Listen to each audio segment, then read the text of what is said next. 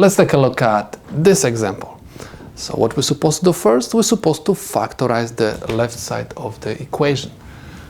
So we have parentheses x, because x times x gives me x squared. Now, these two numbers, which I'm going to write over here, multiply by each other, supposed to give me 8. And add to each other, supposed to give me 6. So I have plus 2 plus 4. 2 times 4 is equal 8, and 2 plus 4 gives me 6, equals 0. In order to make left side equal to the right side, one of these factors, or both of them, supposed to be equal 0.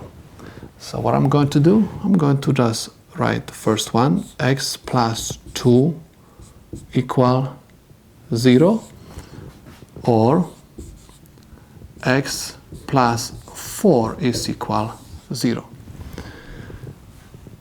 I have to solve this equation for x. I'm going to do so by moving 2 to the right side of the equation, and I have x is equal -2. This is my first answer. Let's check the second one.